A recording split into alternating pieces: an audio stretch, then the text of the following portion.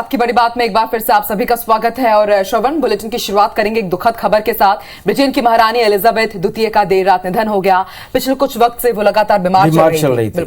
96 साल की महारानी स्कॉटलैंड के बालमोरल कासल में वो रह रही थी और यहीं उन्होंने अंतिम सांस ली है। बिल्कुल, रॉयल फैमिली की आधिकारिक वेबसाइट पर उनकी तस्वीर शेयर करते हुए इसके बारे में जानकारी दी गई और बताया गया कि रानी के निधन की सूचना दी गई है। शाही परिवार में मृत्यु के बाद ब्रिटेन में सभी आधिकारिक कार्यक्रम रद्द कर दिए गए हैं। शाही महलों और घरों पर यूनियन जैक और सैन्य ठिकानों पर भी झंडा आधा झुका दिया गया है। पीएम नरेंद्र मोदी ने एलिजाबेथ द्वितीय के निधन पर दुख जताया। उन्होंने कहा कि एलिजाबेथ द्वितीय को हमारे समय की एक दिग्गज शासक के तौर पर हमने देखा है और उन्हीं के रूप में उन्हें याद किया जाएगा।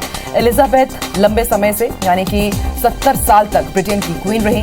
अब प्रिंस विलियम 40 साल की उम्र में ब्रिटानी सिंहासन के उत्तराधिकारी बन गए हैं। उनके पिता प्रिंस चार्ल्स अब किंग हो गए हैं। महारानी के निधन के 24 घंटे के अंदर लंदन स्थित सेंट जेम्स पैलेस में एक सेरेमोनियल बॉडी के बीच चार्ल्स को आधिकारिक तौर पर राजा घोषित किया जाएगा।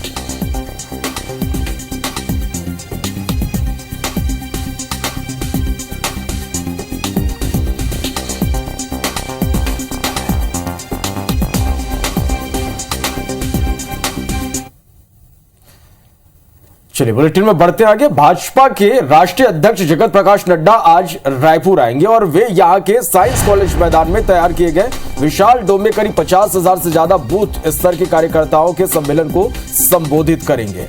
आपको बता दें, जेपी नड्डा के रायपुर पहुंचने के बाद एयरपोर्ट से लेकर एकात्म परिसर तक भाजपा ने बड़ा रोड शो करने की तैयारी की है। इसके अलावा जेपी नड्डा कोर ग्रुप के साथ प्रदेश के नेताओं से भी सभी विषयों पर बात करने जा रहे हैं। भाजपा के प्रदेश प्रभारी डी पुरंदेश्वरी और प्रदेश अध्यक्ष अरुण साव ने कहा है कि पूरे छत्तीसगढ़ के कार्यकर्ताओं में उत्साह है। वहीं नेता प्रतिपक्ष नारायण चंदेल और पूर्व मुख्यमंत्री डॉक्टर रमन सिंह ने कहा है कि गौरव की बात है कि बूथ स्तर के नेताओं से राष्ट्रीय अध्यक्ष बात करेंगे। वहीं ब्रजमोहन अग्रवाल का कहना है कि 22 साल के इतिहास में छत्तीसगढ़ का सबसे बड़ा कार्यकर्ता सम्मेलन होने जा रहा है, जो आज तक कभी भी किसी राजनीतिक पार्टी में छत्तीसगढ़ में नहीं किया है।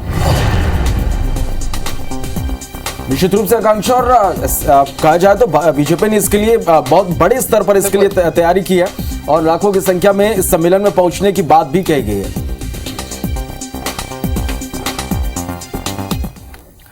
और श्रवण, जाहिर सी बात है तैयारी बहुत ज्यादा करनी होगी, क्योंकि जैसा कि भाजपा दावा कर रही है कि अब तक का सबसे बड़ा सम्मेलन है। ना सिर्फ भाजपा का बल्कि आज तक किसी भी राजनीतिक पार्टी ने इतने बड़े स्तर पर कोई सम्मेलन नहीं किया है। हालांकि तस्वीरें सामने आ जाएगी और ये दावा कितना सच है वो भी हम जरूर देखेंगे। और ज्यादा जानकारी के साथ इस वक्त सुप्रिया हमारे साथ जुड़ रही है। सुप्रिया जी। निश्चित रूप से सुप्रिया, आज एक बड़ा सम्मेलन बीजेपी का, किस तरह की तैयारी आप इसके लिए देख पा रही है?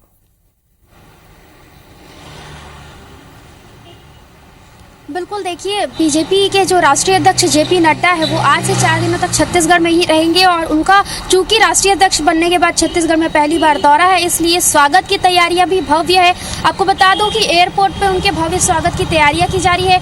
उसके बाद वो तेलीबांध आ जाएंगे, वहाँ पर दीनदयाल उपाध्याय की प्रतिमा पर माल्यार्पण करेंगे और उसके बाद फिर वहाँ से एकात्म परिसर जाएंगे और एकात्म परिसर जाने के रास्ते में भी कार्यकर्ताओं का हुजूम देखने को मिलेगा। बाइक रैली निकाली जाएगी और इसके बाद वो साइंस कॉलेज मैदान जाएंगे, कार्यकर्ताओं को संबोधित करेंगे।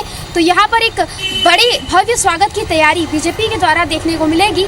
इसके अलावा जो जेपी नड्डा आएंगे वो कार्यकर्ताओं को संबोधित करेंगे और इसके अलावा जो चुनाव है, चुनाव की तैयारियों को भी लेकर वो चर्चा कर सकते हैं, क्योंकि विधानसभा चुनाव छत्तीसगढ़ में नजदीक है और ऐसे में उनका दौरा और आरएसएस की बैठक भी छत्तीसगढ़ में जारी है, तो उसमें भी वो शामिल होंगे और कार्यकर्ताओं के साथ पार्टी के पदाधिकारी और जो अन्य नेता है उनसे भी चर्चा करेंगे। तो विधानसभा चुनाव भी एक बड़ा मुद्दा रहेगा कि जो पार्टी है, पार्टी के नेताओं को जीत का कैसे मूल मंत्र दिया जा सकता है और बीजेपी किस तरीके से आगामी दिनों में सक्रिय नजर आती है, यह भी देखना होगा। लेकिन जेपी नड्डा क्या मूल मंत्र बीजेपी को देते हैं, यह भी देखने वाली बात होगी। और वही नड्डा के दौरे की बात करें तो अभी काफी दिनों बाद यानी कि अध्यक्ष बनने के बाद वो पहली बार छत्तीसगढ़ आ रहे हैं, तो इस वजह से उनके स्वागत की तैयारियां तो जोरों पर है और बीजेपी भी ये दावा कर रही है कि काफी बड़ा सम्मेलन इस बार छत्तीसगढ़ में देखने को मिल रहा है। निश्चित रूप से सुप्रिया ने बड़े स्तर पर यहाँ पर तैयारी की गई है। आप नजर बना के रखिएगा और पल पल की अपडेट हम लगातार दर्शकों तक पहुंचाते रहेंगे। फिलहाल बहुत शुक्रिया आपका इस पूरी जानकारी के लिए।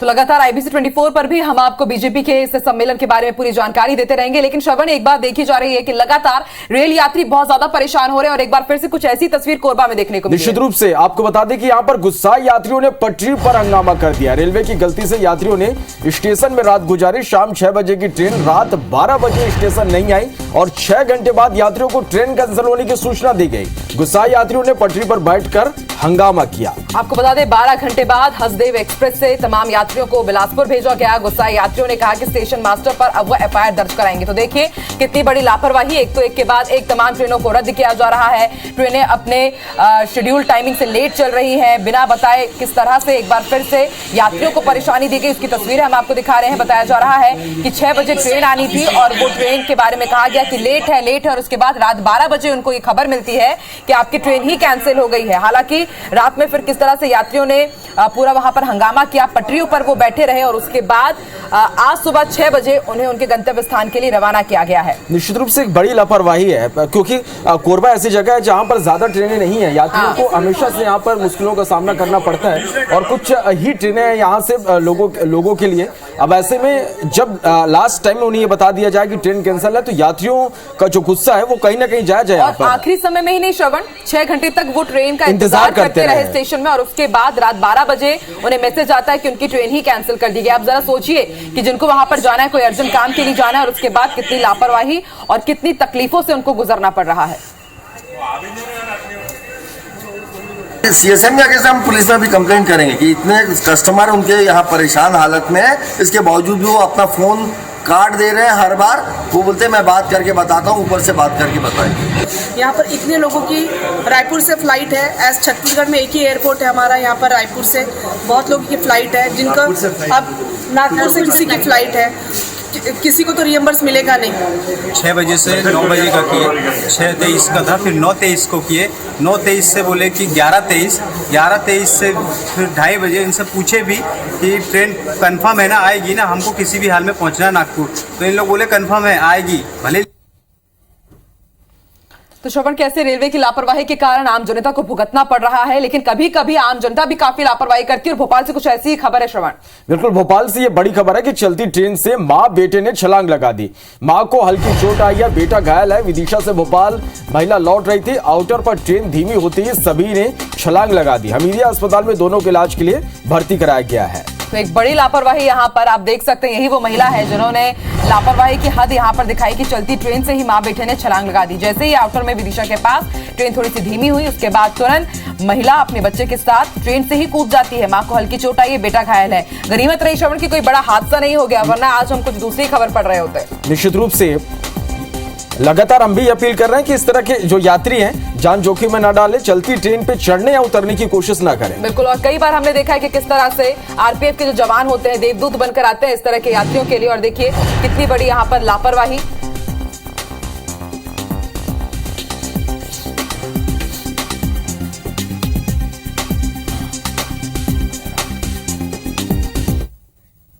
चलिए इस खबर पर ज्यादा जानकारी के साथ हमारे सहयोगी शिखिल हमारे साथ इस वक्त लाइव जुड़े हैं। शिखिल, कब की ये पूरी घटना है और किस तरह से लापरवाही देखते हैं आप इस पे?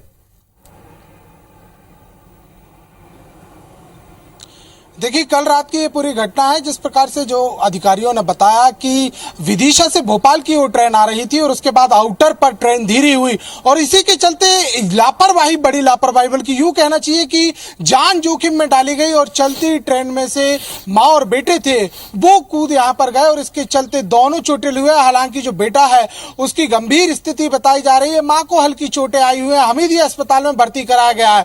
लेकिन अमूमन ऐसी तस्वीरें यहाँ पर देखी जाती है कि जिस प्रकार से आउटर्स पर ट्रेन रुकती है उसके बाद कहीं ना कहीं लोग छोटी या फिर अपने पास के इलाकों में जाने के लिए इस प्रकार का जोखिम मोल ले लेते हैं और जिसी प्रकार का जोखिम ये रहा। लेकिन इस बार रेलवे प्रशासन ने भी इस पूरे मामले में लापरवाह यात्रियों को सबक सिखाने की तैयारी की है। ये बात इसकी पुष्टि यहाँ पर की जा रही है, इसकी तहकीकात की जा रही है कि आखिर महिला अपने बेटे के साथ कूदी तो कूदी क्यों? क्या इनके पास टिकट नहीं थी? ये WT थे? आखिर ऐसे क्या कारण थे, इन तमाम पहलुओं को लेकर आज पूछताछ होगी, क्योंकि दोनों ही फिलहाल एडमिट हैं हमीदिया अस्पताल में। तो पूछताछ भी काफी संभव यहां पर बताई जा रही है, क्योंकि अमूमन यात्री जो होते हैं वो निकल जाते हैं, लेकिन इस बार सख्त कदम की तैयारी पुलिस प्रशासन ने, जीआरपी पुलिस ने कर ली है। और इतना ही नहीं बल्कि ये भी अधिकारियों ने साफ तौर पर बताया है, क्योंकि चलती ट्रेन से कूदना भी अपराध की श्रेणी में आता है और इसको देखते हुए कार्रवाई निश्चित की जाएगी। तो इस प्रकार की जो तस्वीर है वो अमूमन स्टेशनों पर सामने आती है। कई बार हमने देखा कि जीआरपी या आरपीएफ के जो जवान होते हैं वो लोगों की जान या यात्रियों निश्चित रूप से शिकिल लोगों को समझना होगा, इस तरह से अपनी जान जोखिम में यहाँ पर डालने की उन्हें बिल्कुल भी जरूरत नहीं है। आप हमारे साथ बने रहिएगा। बिल्कुल आप बने रहिए शिखिल। बड़ी खबर अपने दर्शकों को भोपाल से बता दें, अच्छी खबर है भोपाल वासियों के लिए, क्योंकि आज अमृत योजना के तहत 40 सिटी बसों की सौगात मिलने जा रही है। 5 रूटों पर इन बसों को चलाया जाएगा और ये तमाम जो बसें हैं अत्याधुनिक सुविधाओं से लैस हैं। और लगातार हमारे साथ हमारे सहयोगी शिखिल व्यवहार भी जुड़े हैं। शिखिल, आज 40 बसों की सौगात मिलने जा रही है भोपाल की, जैसा कि हमने दर्शकों को बताया कि कई तरह की सुविधाओं से लैस रहेगी। क्या सुविधाएं हैं और किस तरह से सौगात मिलेगी और कितनी राहत इसके बाद भोपाल वासियों को? देखिए, केंद्र सरकार की अमृत योजना के अंतर्गत ट्रांसपोर्ट एक मद होती है, एक इसके अंतर्गत जो सुविधाएं हैं शहरी ट्रांसपोर्टेशन की, उनके सुधार के लिए फंडिंग जारी होती है। और उसी के चलते मध्य प्रदेश की राजधानी भोपाल को बड़ी सौगात मिलने जा रही है, क्योंकि 40 नई बसें 5 रूट पर आज से दौड़ेंगी। और इतना ही नहीं बल्कि ये सीएनजी बसें यानी पर्यावरण संरक्षण की दिशा में राजधानी भोपाल का एक बड़ा कदम यहाँ पर है। लगभग 300 बसों का यहाँ पर आना है, लेकिन पहले चरण में 40 बसों के टेंडर किए गए थे, जो आज जिनका संचालन शुरू किया जाएगा। कैबिनेट मंत्री विश्वास सारंग, इसके अलावा विधायक और महापौर मालती राय आज झंडी यहां पर दिखाएंगी। 5 रूट शहर की अलग अलग विधानसभाओं में, और काफी लंबे समय से इन रूटों पर लोक परिवहन, लोकल ट्रांसपोर्टेशन की मांग जो थी वो लोग कर रहे थे। तो बीसीएलएल ने इस पूरे रूट चार्ट को तैयार किया है। 5 जगहों के लिए रवाना आज सुबह 10:30 बजे से होंगी 40 बसें, जिनमें से 4 बसों की अगर हम बातचीत करते हैं, 4 रूटों की बातचीत हम करते हैं, तो यहां पर 10 बसों की सौगात दी गई है। एक बड़ी सौगात इसको माना जाएगा। वहीं दूसरा अगर सबसे बड़ा रूट की हम बातचीत की जाए, जिसे बैरागढ़ से होते हुए अन्य इलाकों से निकलते अयोध्या बाईपास तक जो बसेस का जाना है, इस पर ये एक बड़ा रूट यहां पर माना जाता है। तो इस पर एक बस की सौगात आज मिलेगी। समझा सकता है कि काफी ज्यादा सहूलियत हो जाएगी आम जनता को। एक साथ 40 बसों की सौगात मिल रही है और लोगों को अब जो दूसरी बसें रहती हैं खचाखच भरी रहती है, उनमें धक्के नहीं खाने पड़ेंगे। बहुत बहुत शुक्रिया शिखिल पूरी जानकारी के लिए। चलिए, तो निश्चित रूप से एक बड़ी सौगात आज से यात्रियों को मिलने जा रही है। लोग करते हैं अगली खबर का। मध्य प्रदेश की संस्कृति मंत्री उषा ठाकुर दतिया जिले के दौरे पर रही। यहां ठाकुर ने रतनगढ़ माता मंदिर में जाकर उन्होंने आशीर्वाद लिया और मंदिर परिसर में होने वाले 4 करोड़ से ज्यादा के विकास कार्यों की उन्होंने आधारशिला रखी। इस दौरान मंत्री ठाकुर ने कहा कि मंदिरों की संरचना हमारा उद्देश्य है। हम लगातार विकास कार्यों को कर रहे हैं और रतनगढ़ माता बहुत ही प्रसिद्ध और पावन धरा है, यहाँ पहुंचना हमारा सौभाग्य है। साथ ही मंत्री उषा ठाकुर ने यह भी कहा कि वैदिक जीवन ही उचित है। वैदिक जीवन से हम बड़े से बड़े कष्टों का निवारण कर सकते हैं। मंत्री माखन सिंह भी इस दौरान वहां पर मौजूद रहे। उन्होंने कहा कि भारत विश्व गुरु है, भारत की धरा पवित्र और पावन है। विश्व के देशों में भारत को ही माता का दर्जा प्राप्त है। सामने बताया कि हमारी शक्ति की सामर्थ्य से ही चलते हैं। आज उनकी मर्जी हुई, उनकी कृपा हुई, तो हम सबको यहाँ आकर दर्शन करने का और कुछ विकास कार्य करने का विभाग को एक पावन मौका मिला। चलिए श्रम बढ़ते आगे, अब कुछ राजनीतिक हलचलों की तरफ बात कर लेते हैं। मध्य प्रदेश कांग्रेस में बड़ा बदलाव देखने को मिला है। पार्टी की कार्यकारी अध्यक्ष सोनिया गांधी ने मुकुल वासनिक की मध्य प्रदेश के प्रभारी सचिव से उन्हें हटा दिया है। आपको बता दें, वासनिक की जगह दिल्ली कांग्रेस के नेता जयप्रकाश अग्रवाल को मध्य प्रदेश का नया प्रभारी नियुक्त किया गया है। फिलहाल मुकुल वासनिक एआईसीसी के महासचिव के तौर पर संगठन का काम देखते रहेंगे।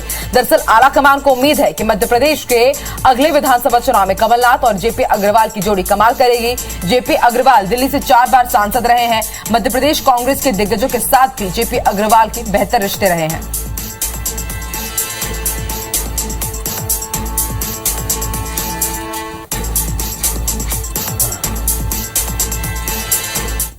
बिल्कुल, और रुक करते हैं बुरहानपुर से इस वक्त की बड़ी खबर की तरफ। बुरहानपुर के लालबाग में शासकीय उर्दू हायर सेकेंडरी स्कूल विद्यार्थियों ने उर्दू शिक्षक की मांग को लेकर स्कूल में तालाबंदी कर दी है। इन उर्दू माध्यम के विद्यार्थियों को हिंदी में शिक्षिका हिंदी में पढ़ाई करा रही है। पहले से उर्दू माध्यम से पढ़ते आए इस स्कूल के 11वीं और 12वीं कक्षा के विद्यार्थियों को फिजिक्स हिंदी की शिक्षिका पढ़ा रही है, जबकि इन विद्यार्थियों के पास फिजिक्स विषय की किताब भी उर्दू में ही है, जिस कारण इन विद्यार्थियों को इस विषय को पढ़ना और समझना मुश्किल हो रहा है। खास बात यह है कि हिंदी की शिक्षिका होने से आज तक इनका प्रैक्टिकल भी नहीं लिया गया है। आपको बता दें कि इस उर्दू स्कूल में 11वीं कक्षा में करीब 30 और 12वीं की कक्षा में 35 विद्यार्थी फिजिक्स विषय में अध्ययन कर रहे हैं। इसके बाद भी शिक्षा विभाग इस स्कूल में उर्दू शिक्षक की बहाली नहीं कर सका है। वहीं भविष्य की चिंता करते हुए मजबूरी में कुछ विद्यार्थियों ने बायोलॉजी विषय छोड़कर अब आर्ट में एडमिशन ले लिया है।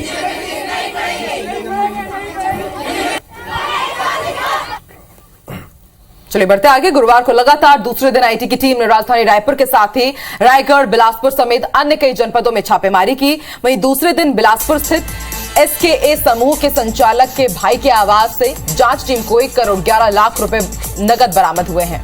और अब तक की हम बात करें, कुल मिलाकर अब तक आईटी की छापेमारी में करीब 3 करोड़ 11 लाख रुपए नकदी जब्त किए गए। बता दें कि एसके समूह के 24 परिसरों में रायपुर के 3 में से 2 और रायगढ़ की 1 परिसर में छापेमारी की गई। जांचकर्ताओं का दावा है कि एसके समूह और सुभाष अग्रवाल दोनों सामग्री की खरीद, श्रम व्यय और उप ठेकेदारों को भुगतान के नाम पर फर्जी खर्च दिखाकर मुनाफे कमा रहे थे।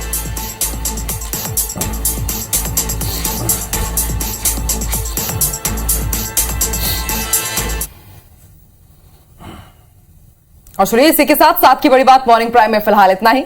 आगे देखिए हमार बानी हमर गोट हमारी सहयोगी अमृता के साथ। नमस्कार।